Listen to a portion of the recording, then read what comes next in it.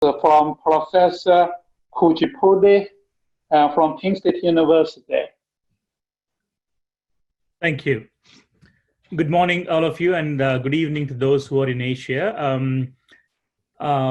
So I'm a virologist at the Pennsylvania State University, and my lab studies viruses that are of zoonotic importance, meaning that transmit from animals to humans.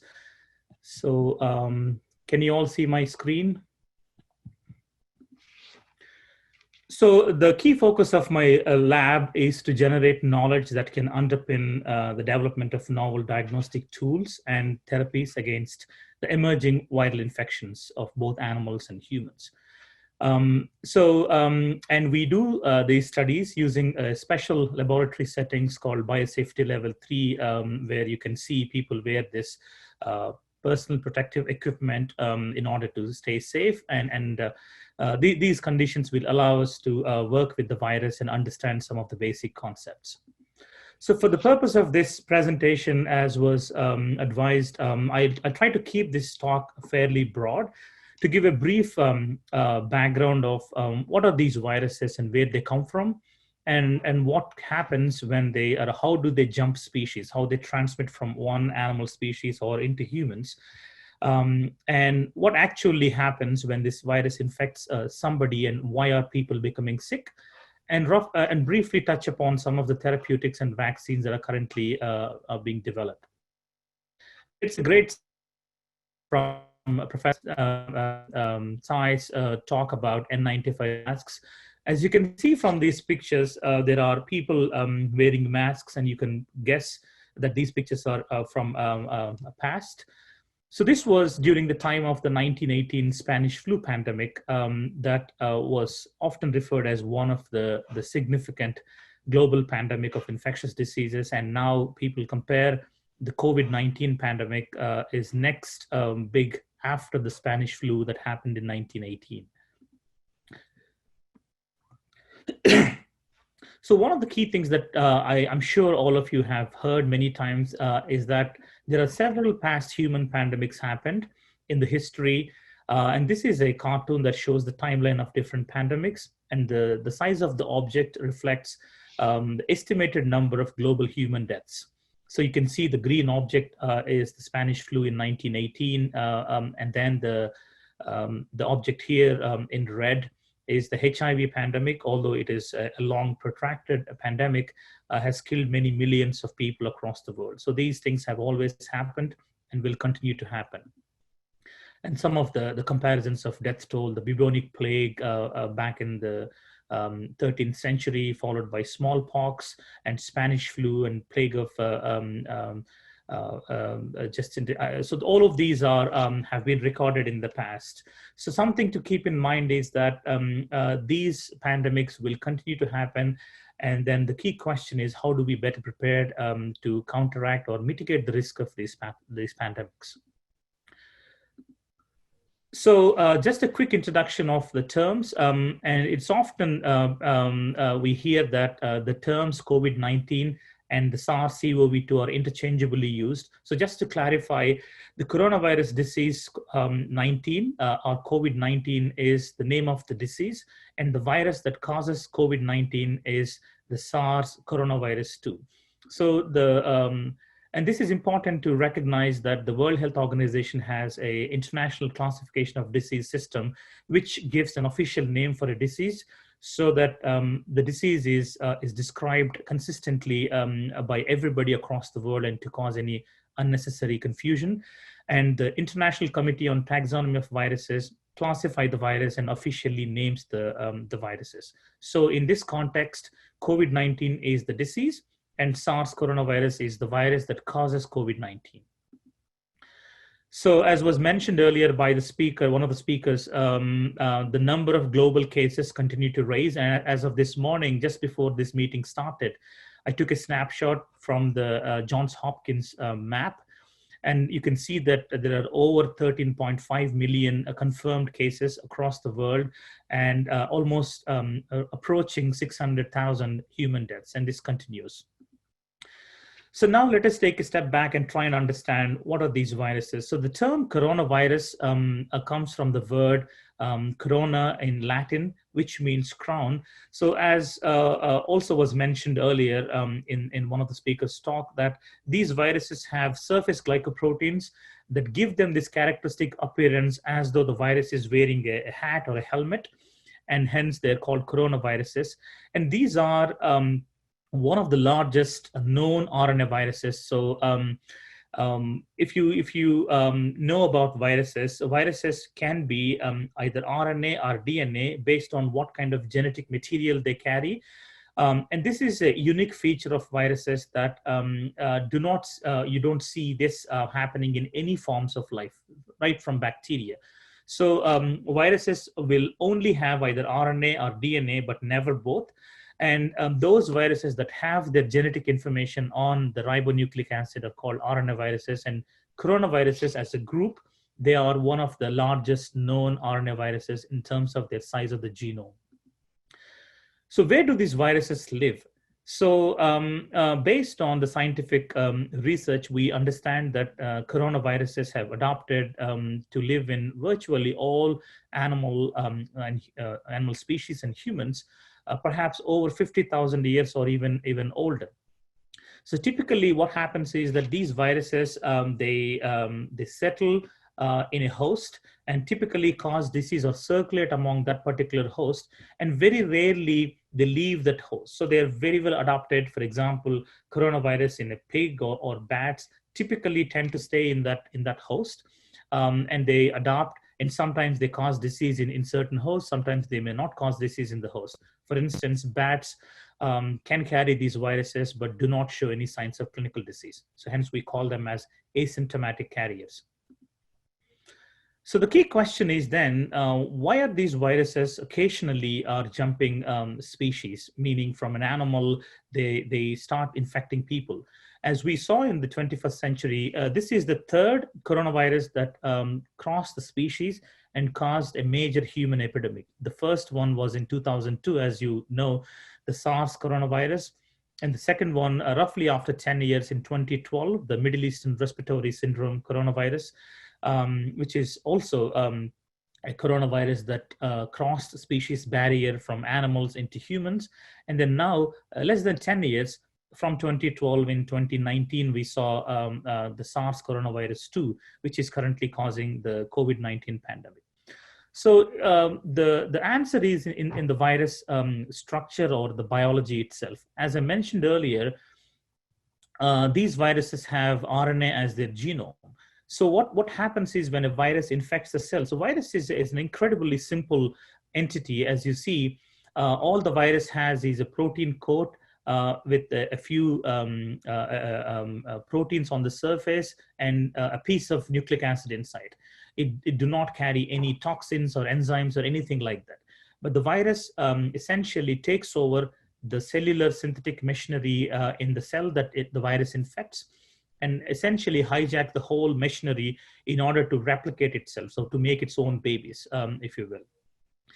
So one of the key aspects is that when DNA is being replicated, so the DNA is copied multiple times, and if there is any error being made in the process of copying a DNA, and there is a mechanism called proofreading mechanism by an enzyme that corrects these mistakes. Hence, when higher forms of life, bacteria and above, when they're replicating, they also replicate their DNA, and usually they do not mutate as frequently or do not make those changes. This is because those mutations or the errors are being corrected by the enzyme. But interestingly, in RNA viruses, especially when they replicate, the RNA is inherently error prone, meaning the RNA lacks the proofreading mechanism. So when RNA replicates, it makes mistakes. So these viruses, the more they replicate, they accumulate these mistakes, or also called as mutations, and that helps or contributes to the evolution of these viruses. So as you can imagine, now the virus SARS coronavirus 2 has rapidly spread across the world and has infected millions of people, meaning the virus has been replicating probably billions of times. And all of these replication cycles will add or contribute to accumulation of mutations, and hence the virus constantly evolves. And this is one of the reasons why typically RNA viruses are more frequently associated with emerging infectious epidemics and pandemics. So if you think about the recent pandemics or epidemics, including influenza in 2009, the swine flu pandemic, or the Ebola, all of these viruses are RNA viruses. And the reason is they are inherently error prone. And as they replicate, they make mistakes, and accumulation of these mutations will render the virus to obtain a completely new ability that it doesn't exist before. So the virus can now learn to infect a new host. So in this case, from animals, the virus can jump into humans. So typically, what we understand about the coronaviruses is that they remain in a natural host. And within that natural host, they usually circulate. And when things are convenient, or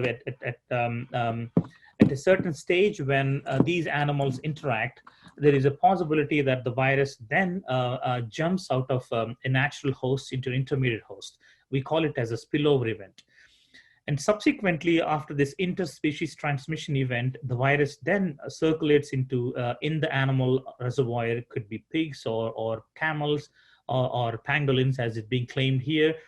And then subsequently, at some point, due to the close proximity of human beings to these animals, then the virus will make one more jump, which we call as zoonotic transmission, meaning from animal, the virus now jumps into a human. And this is typically what we understand that happens when a novel coronavirus emerges from its reservoir host and starts spreading into humans and end up causing an epidemic or eventually a pandemic. So this has happened before several times, and we know that many of the human endemic coronaviruses, so there are other coronaviruses that just cause very mild cold-like symptoms in humans, and even those viruses are now known to have emerged from a natural host. Most frequently happens to be a bat, and there are sometimes intermediate hosts that are identified, and sometimes we do not really know what the intermediate host perhaps was. But the point is that the coronaviruses have evolved over a period of time and have crossed the species barrier and infected humans. And particularly the past three epidemic coronaviruses of high pathogenicity in humans, all of them have evolved or crossed the species barrier in the 21st century alone. So the key question is, why are we talking about bats, and what is wrong with bats? So one thing that we need to recognize is when somebody mentions bats, what we are talking about is these are several different species of animals that pretty much constitute a fourth of all known mammalian species, and they're virtually found in every single part of the world except Antarctica. And bats are one of those incredible creatures. They have several beneficial aspects. They help in pollination, and they are the only flying mammals. But the way they've evolved, bats are also known to coexist as asymptomatic carriers of many viruses that could then cause deadly infections in humans. So bats are known to be the reservoir for deadly viruses like Ebola, rabies, and also several coronaviruses. And this particular study has screened many different animals, including bats, and it found more than 100 completely new coronaviruses that are not previously recognized, known to be in bats. So bats have several hundreds of novel coronaviruses, and what we are talking about in the context of SARS coronavirus 2 is one of those viruses that perhaps has evolved and crossed the species barrier. So this also tells us that this is a threat that could always happen anytime. So the question is, when would be the next pandemic? It's not if the next pandemic will happen. So the other important aspect to keep in mind is that the virus do evolve, and they evolve by two different mechanisms. So the first one is when a virus transmits among people, they gradually mutate, especially the mutations happen on the surface glycoproteins. In the context of SARS coronavirus 2, these mutations typically happen more frequently on the more exposed part of the virus, such as the spike protein. which is what the immune system primarily recognizes. So, and these accumulated mutations gradually change the nature of the virus, and this process is called antigenic drift. And if you think about the reason why we have to change the annual flu vaccine every year is because of this process, antigenic drift. So when a sufficient size of the population are immune, and this host immune pressure will drive the mutations in the virus, and the virus will sufficiently change to escape from the host immune pressure. And hence, by the time the previous year's vaccine is no longer effective against the virus that has now changed. And so you have to update the vaccine every season. But sometimes there is also a very dramatic event that happens where two viruses can exchange their genetic material, giving rise to a completely new virus. And this is called the reassortment or antigenic shift. And sometimes this can be a very dramatic event where it gives rise to a completely new virus with a completely new set of abilities. So suddenly a virus from avian or a bird reservoir or pigs suddenly mix together and give rise to a virus that could now start infecting humans. And if you have recently read about the studies from China, they found a new genotype of flu virus called G4 that has now been recognized to have pandemic potential. It has widely infected a pig population across China. So these are the two mechanisms why these viruses seem to change and sometimes jump species. So now think about where are these viruses originally came from, although the story about the SARS coronavirus 2 is still evolving and we don't know definitively exactly what may have happened. And you probably heard several theories about the potential origin of this virus and assumptions being made about is it man-made or otherwise. But let us look back and understand what has happened in 2002 and 2012. So a coronavirus that was circulating in the wild bat reservoir around the time 2002 has made a cross-species transmission event, meaning it jumped out of these animals into a group of animals called palm civets. And these are an animal like a cat family. And the virus that was circulating in palm civets, because of close proximity to humans, then there was a zoonotic transmission event happened. So somebody picked up the virus from these animals. And similarly, 10 years later, exactly same story would happen, but it's totally a different context, meaning in a different country, different animals this time. So in 2012, in Saudi Arabia, something very similar would happen. The coronavirus that is circulating in bats then makes its way into camels and was circulating in camels, and people being close proximity to these animals will pick up the infection, zoonotic transmission. So in both of these cases, what typically happens is that we generally go by what we call a syndromic surveillance. Somebody says, oh, I have fever, or I have a respiratory symptoms, or I have digestive symptoms. And we typically do not really know what was causing it. And when such events happen, people that come down with probably unexplained kind of illness, if they feel sick enough, they would want to go to a hospital. And once they go to the hospital, the doctors and the nurses have absolutely no clue what the individual might be suffering from. They would try to attempt to treat the person as they would normally do. And in this case, what would happen then is that the first transmission called as nosocomial transmission, meaning the virus from an infected human being into many people in a hospital setting would happen. And when the doctors and nurses go back home, and they would then contribute to the transmission of the virus in the community. And that's how we know that the SARS and the MERS have spread.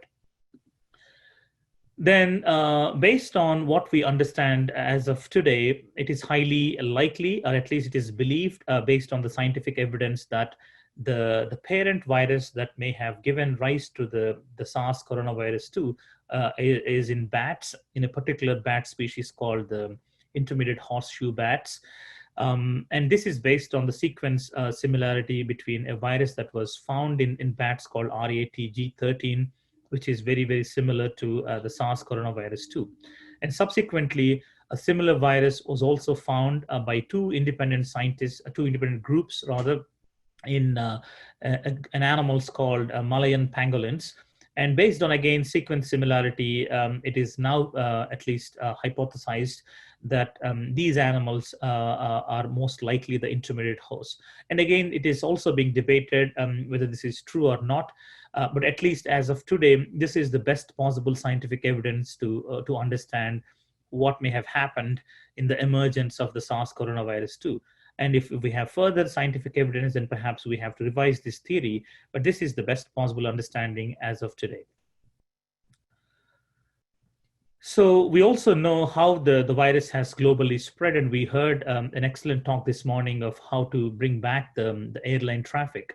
The global movement of people is primarily the key driver of the spread of this pandemic so quickly. So if you see the timeline of this particular graph, so initially the dark color areas of the map indicates where the virus cases were accumulated. You can see the cases in early February were primarily in China. And then gradually you see the cases would increase in Europe and North America. And as the time progressed, then you start seeing the more number of virus spread across the other parts of the world. And if you look at the timeline of why certain parts of the world have seen the virus earlier than other parts of the world, and largely it overlaps pretty nicely with the extent of international travel. And even in the US, we know that the number of cases are pretty early on, very high in big cities like New York, which is also now it's clear that it is because of the extent of international travel, primarily from travelers coming from Europe into these cities. So the global spread is contributed by the global movement of people.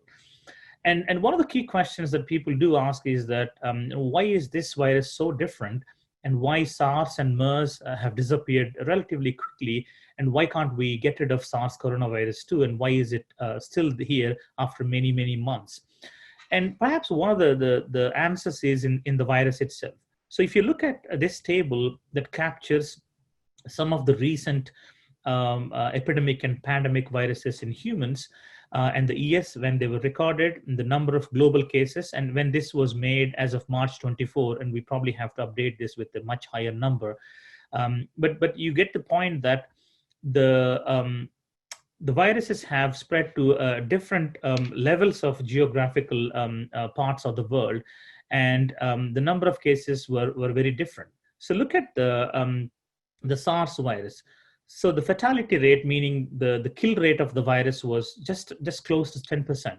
And this virus, we know, has spread to 29 countries, and there were slightly over 8,000 cases in the world. And the MERS virus, which was emerged in 2012, is slightly more severe, with about 30% case fatality rate, and it spread to 28 countries. But most importantly, it only spread to, the recorded cases officially at least are just under 2,500. So one of the reasons that this virus is extremely efficient in global spread is also because of the severity of the disease. So this virus is relatively less severe in terms of how many people it would kill. And another aspect is that there is a longer incubation period, and majority of people, almost 80% of the population, could be asymptomatically infected. So when a virus is really severe, one of the advantages from an epidemiological standpoint is you can spot who is ill, and then quickly the individuals could be isolated, and thereby you can prevent the further spread. But with the COVID-19 pandemic, one of the key challenges is that there are these so-called silent spreaders that do not show any clinical signs and are still spreading the virus. And that is becoming a major challenge in our global efforts to identify the source of infection and effectively control. And as Professor Sai just mentioned, wearing masks is absolutely critical in order to prevent the spread, because we do not know who is infected, and many people that may not be aware that they are carrying the virus rather silently. And that is one of the key aspects of why this virus is much more challenging to control and has spread out of control compared to the other two coronavirus pandemics or epidemics in the 21st century. And there were propositions made that if April comes and things warm up and the virus would just go away, and now we all know it's simply not true. It's not happening. And especially as you saw from Arizona, the cases were exponentially increasing, where the temperatures are almost above 100 degrees centigrade. And what was the hope perhaps then was that this virus might also follow a seasonal trend that is typically exhibited by the flu or the influenza, which is a different virus.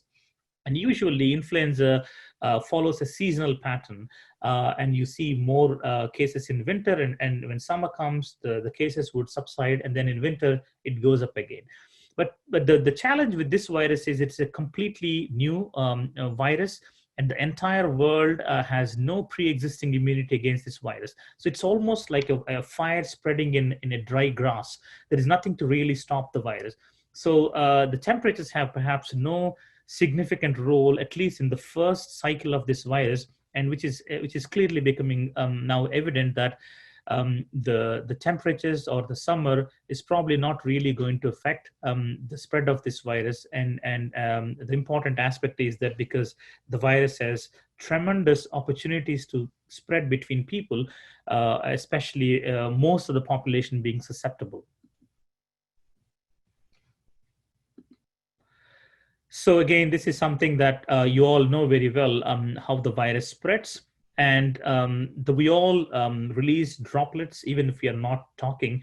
And if I'm talking or yelling or doing other activities, then I'm spreading the droplets much further.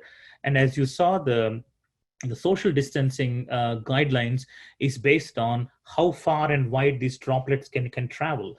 And originally it was said 3 feet, and now then we had to, based on other data coming in, we had to extend it to 6 feet and then 9 foot, and now we're talking almost 10 feet. And the challenge with this one is that if unprotected or uncovered, and if somebody sneezes or coughs or even shouts, and these droplets can spread very far as 10 feet. And these droplets that are released from somebody who is infected are very, very rich in virus concentration. So these droplets, they would eventually linger for some time in the air and then settle down on surfaces. And since we cannot see this virus, then the virus also survives on the surfaces, as was mentioned earlier, for a considerable length of time. So anybody who touches the surfaces and involuntarily touches their face, then they are infecting themselves. And that is a major element in the spread of the virus.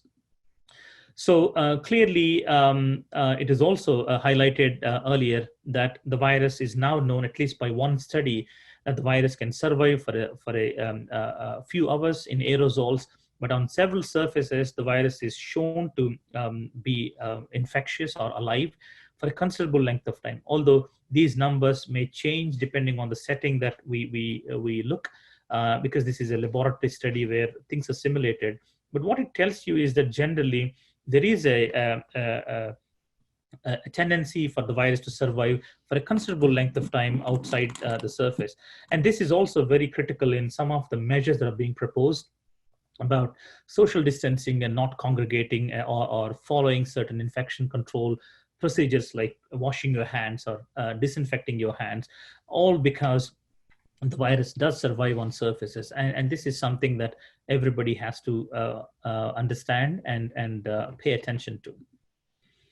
So what are the symptoms of SARS? So again, we are now learning a lot more about this virus than we traditionally knew, but at least the first set of symptoms are typically those who do show a symptomatic infection. They have a fever followed by a cough, and then that leads into shortness of breath.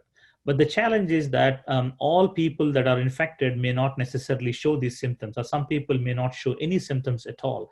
So that is widely variable. And especially the incubation period, which is the time when somebody is exposed to the time when they start exhibiting any symptoms, if they become symptomatic, could be anywhere between 2 days to 2 weeks. And that length of incubation period also is challenging, because in that period when people are what we call as pre-symptomatic, meaning they are not exhibiting symptoms, but they're still infected, could be one of the key contributors in the transmission of the virus. So then the question is, what is this virus causing, or how the virus makes people sick? So if you look at this cartoon on the left-hand side, the virus enters the host through attacking the receptors, and then the host immune system will recognize the virus and starts to mount an immune response, which is natural to any pathogen in our body. And this is mediated by a certain chemicals called cytokines. And typically, the purpose of these cytokines is to protect our body. And a certain level of inflammation, like raise in temperature or coughing, is good. It's a good defense mechanism. But what happens is, in certain individuals, this immune response goes uncontrolled, and those chemicals will start now damaging the host body itself. So the so-called immune damage will result in extensive inflammation in the lung that they cannot breathe. So if you look at this particular case, on day one, there is opacity of the lungs, very little, but within 1 week, it's completely filled with fluid, leads to what is called as the ARDS, acute respiratory distress syndrome.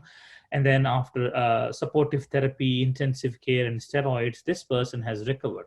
But sadly, many people may not recover from the situation. They cannot breathe, and that leads to a fatal outcome of the infection. And why some people seems to be suffering from a severe disease and others not. And there could be other reasons, but a fascinating study recently found that there is a genomic association.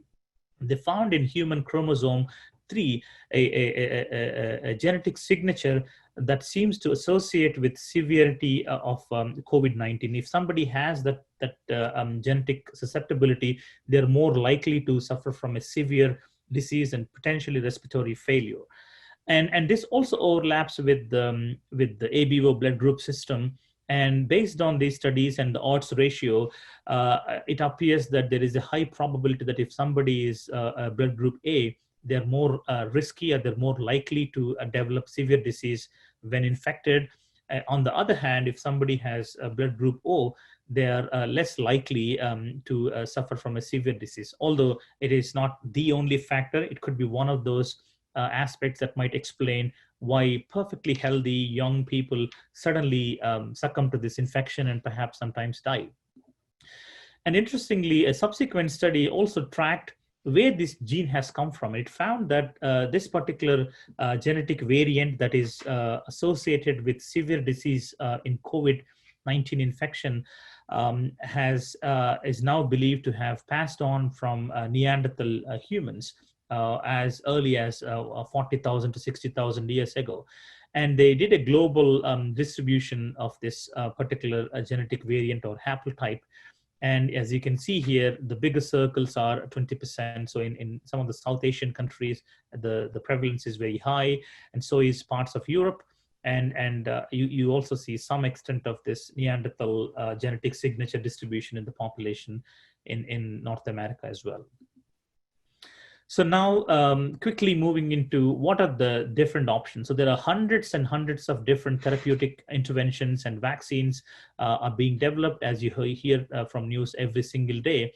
But how do these work? This is a cartoon that shows what the virus does. So virus attaches, goes into the cell, and then it uncoats, meaning it comes out of its shell and has to make its nucleic acids and make some proteins and then assemble itself, and then the babies come out. So when in terms of attacking this virus, there are several strategies that are used to target different aspects of this virus replication cycle. So if you see here, the plasma convalescent plasma therapy or monoclonal antibodies, essentially they target the spike protein, so they're preventing the first step in the virus infection. So they block the viral entry. And there was the chloroquine, hydroxychloroquine that was mentioned, although it was not very effective in the clinical trials. But at least the mechanism of this one is that it prevents the virus from coming out of the shell after it goes into the cell. And the drug that is really promising, which is in clinical trials now, the remdesivir, as you call, it attacks the enzyme that the virus uses to replicate its DNA. It is called RNA-dependent RNA polymerase, or RDRP. And there are other HIV drugs that are used called lopinavir and ritonavir, and they act in one of these proteolytic steps of the virus. And these are some of the therapeutic interventions. And one of the key challenges is that a therapy, in order to be available widely, it has to go through a very rigorous testing process to make sure that it is safe and also effective. So in the process, there is a long delay of clinical trials. And similarly, there are many different drugs that are being developed. And as you probably also heard, that a company called Moderna Therapeutics has come up with a novel vaccination strategy using mRNA vaccine, a messenger RNA vaccine. So rather than giving the protein, the vaccine carries the message in the form of RNA. And it has showing significant promise, and it is also in the advanced clinical trials. So there is, all being well, there is a potential hope that by the end of this year or early 2021, there will be a vaccine that could be used. And these are all some of the, and then there's several repurposed drugs which are previously used in humans for other therapeutic applications. People are discovering new functions for these drugs, so they could be used. And one of them is the recent trial from UK that really showed promise, that a steroid called dexamethasone, they did one of the largest randomized controlled trial, and they showed that the significant survival advantage using dexamethasone, which is a relatively inexpensive drug. It's a steroidal anti-inflammatory drug. And now there is also this— Professor Kuchipudi, how many slides do you still? I have another one or two. I'm nearly done. Okay, great, thanks. Yeah, so the convalescent serum therapy basically takes the plasma from somebody who recovered antibodies and test them that they have antibodies and transfer to a person. So this can be used as a prophylaxis to prevent or to treat somebody who is infected. So those are some of the updates on therapeutics and vaccines. And I know I'm just standing in between you and your lunch, so I'm happy to take any questions or will answer questions during the roundtable. Thank you. Thank you for the presentation. One question I think we can answer before the launch. So I think it's a simple but complicated one. How long those vaccines will be effective? Do the antibodies disappear after a few weeks?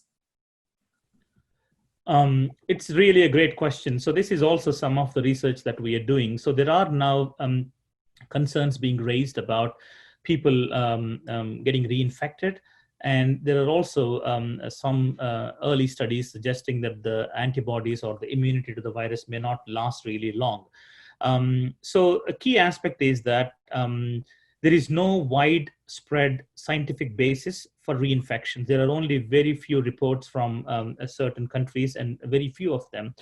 And if there is, and which is also linked to a short immunity. So if this is really happening, then what you should expect is that it should be a lot more prevalent across the world. People should be repeatedly getting reinfected. So there is no evidence for that. And we have been doing a lot of research in collaboration with several colleagues across the country from Houston and New York. And we are just about to publish a paper. And based on our data of screening a few hundred COVID recovered individuals, I think now we have a pretty reasonably strong scientific basis to believe that the antibodies do stay beyond 3 months, which is in consistence with what we know about other viruses. So the concerns about short-lived immunity are probably not fully based on robust scientific evidence.